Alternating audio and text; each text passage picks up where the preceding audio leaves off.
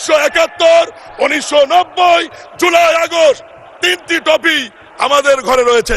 স্থানীয় সরকার, পল্লী উন্নয়ন ও সমবায় প্রতিমন্ত্রী মীর শাহে আলম সম্প্রতি বগুড়ার শিবগঞ্জ এবং নবঘোষিত মকামতলা উপজেলায় নতুন 4টি ইউনিয়ন গঠন করে সরকারি প্রজ্ঞাপন জারি করা হয়, যেখানে শিবগঞ্জ উপজেলায় গঠিত নতুন ইউনিয়নের নামকরণ করা হয় মীরবাড়ি ইউনিয়ন এবং মকামতলা উপজেলায় গঠিত নতুন 3টি ইউনিয়নের নামকরণ করা হয় সীমান্ত ইউনিয়ন ও দিগন্ত ইউনিয়ন।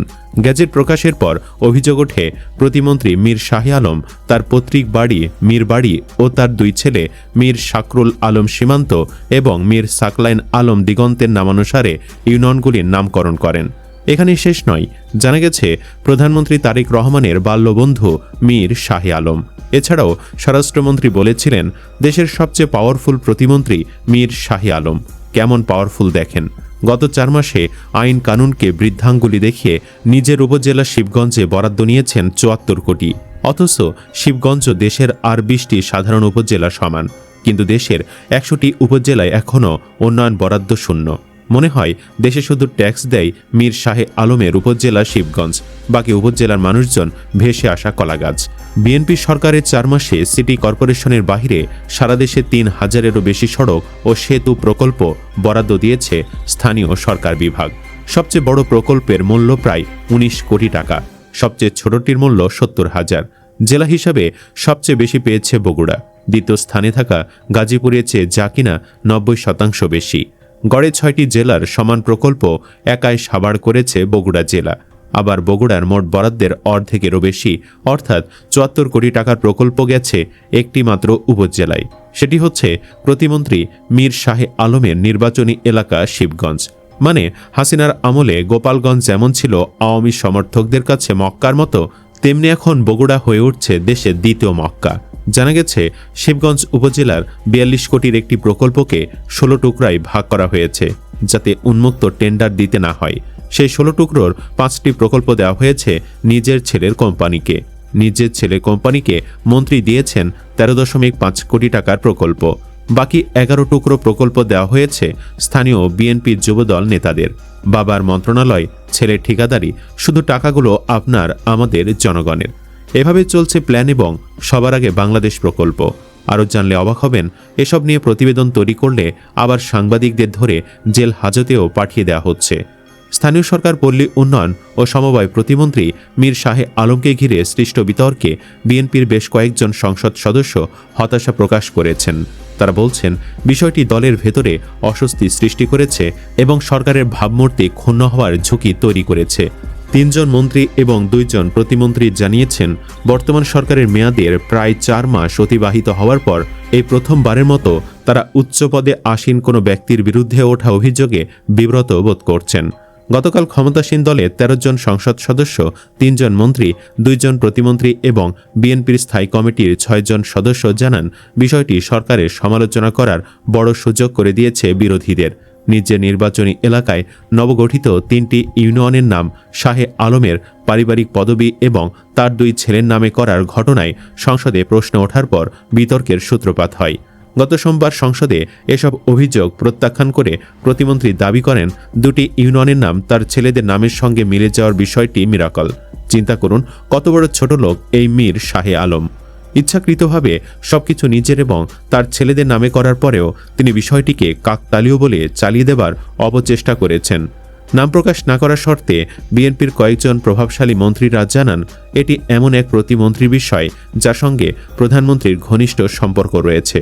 3 জন মন্ত্রীর মতে এই বিতর্ক উপেক্ষা করা এখন সরকারের জন্য কঠিন হয়ে দাঁড়িয়েছে এবং এটি মন্ত্রিসভার ভেতরেও উদ্বেগের সৃষ্টি করেছে।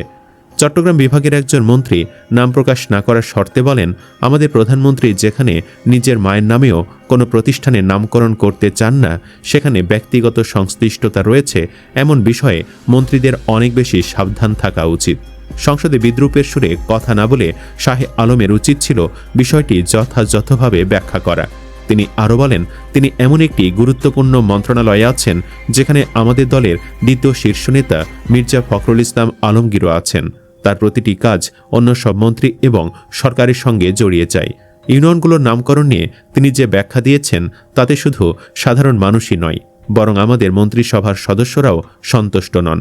উত্তরাঞ্চলের একজন মন্ত্রী বলেন, নিজের এলাকার প্রতি সবারই টান থাকে এবং সবাই চান সেখানে উন্নয়ন হোক, যেন সরকারের কাজের প্রতিফলন ঘটে। তবে ইউনিয়নের নাম দিয়ে জনগণের কী লাভ?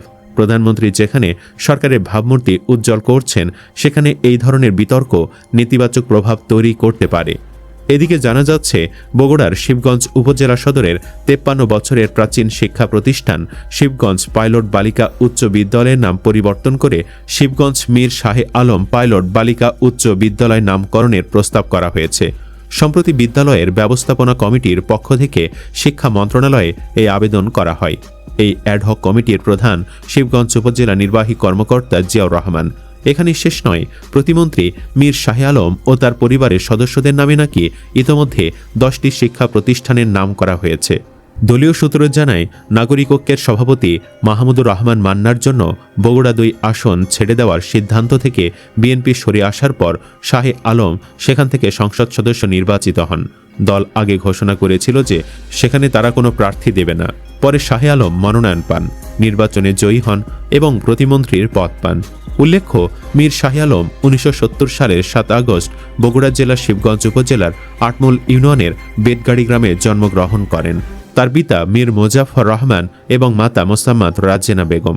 তিনি শিবগঞ্জ পাইলট উচ্চ বিদ্যালয় থেকে মাধ্যমিক এবং শিবগঞ্জ এমএইচ কলেজ থেকে উচ্চ মাধ্যমিক সম্পন্ন করেন। মীর শাহে আলম 1989 সালে বাংলাদেশ জাতীয়তাবাদী ছাত্র দলের মাধ্যমে রাজনীতিতে প্রবেশ করেন। তিনি 1991 সালে শিবগঞ্জ উপজেলা ছাত্র দলের সাধারণ সম্পাদক এবং 1992 সালে জেলা ছাত্র দলে যুগ্ম সম্পাদক হিসেবে দায়িত্ব পালন করেন। বর্তমানে তিনি বগুড়া জেলা বিএনপির সহ সভাপতি এবং শিবগঞ্জ উপজেলা বিএনপির সভাপতির দায়িত্ব পালন করছেন। তিনি 2002 সালে শিবগঞ্জ পৌর বিএনপির আহ্বায়ক মনোনীত হন। 2010 সালে তিনি শিবগঞ্জ উপজেলা বিএনপির সাধারণ সম্পাদক নির্বাচিত হন এবং একই বছর বগুড়া জেলা বিএনপির সাংগঠনিক সম্পাদক হিসেবে দায়িত্ব পান। 2013 সালে তিনি শিবগঞ্জ উপজেলা বিএনপির সভাপতি নির্বাচিত হন এবং 2022 সাল থেকে বগুড়া জেলা বিএনপির সহ সভাপতি হিসেবে দায়িত্ব পালন করছেন। 1997 সালে মাত্র 23 বছর বয়সে তিনি শিবগঞ্জ উপজেলার আটমূল ইউনিয়ন পরিষদের চেয়ারম্যান নির্বাচিত হন। এরপর 2009 সালে তিনি শিবগঞ্জ উপজেলা পরিষদের চেয়ারম্যান হিসেবে দায়িত্ব পালন করেন। 2008 সালে আওয়ামী লীগ সরকার ক্ষমতায় আসার পর তার বিরুদ্ধে একাধিক মামলা দায়ের করা হয়। 2023 সালে নাশকতার অভিযোগে দায়ের করা এক মামলায় তাকে গ্রেফতার করে কারাগারে পাঠানো হয়েছিল।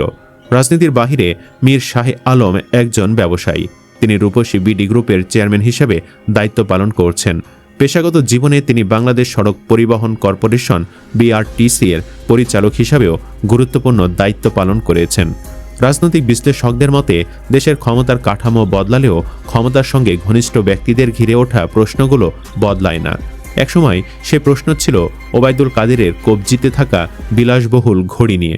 আজ প্রশ্ন উঠছে উন্নয়ন প্রকল্পের বরাদ্দ, দরপত্রের পদ্ধতি এবং রাজনৈতিক প্রভাব নিয়ে। এগুলো দেশের রাজনৈতিক সংস্কৃতি, ক্ষমতা ব্যবহারের ধরন এবং জবাবদিহির প্রশ্নকে সামনে নিয়ে এসেছে। সুপ্রিয় দর্শক, একটি প্রশ্ন রেখে ভিডিওটি শেষ করতে চাই। অনেকের মতে ক্ষমতা জনস্বার্থে ব্যবহৃত হচ্ছে না, বরং ক্ষমতার কাছাকাছি থাকা ব্যক্তিদের স্বার্থে ব্যবহৃত হচ্ছে। আপনি কি চান শিবগঞ্জের জন্য বরাদ্দকৃত অর্থ এবং বিভিন্ন ইউনিয়ন এবং প্রতিষ্ঠানের নাম যেন পরিবর্তন করা হয়? কমেন্ট বক্সে জানিয়ে দিন আপনার মতামত। ভিডিও ভালো লাগলে লাইক দিন এবং চ্যানেলটি সাবস্ক্রাইব করুন। ধন্যবাদ।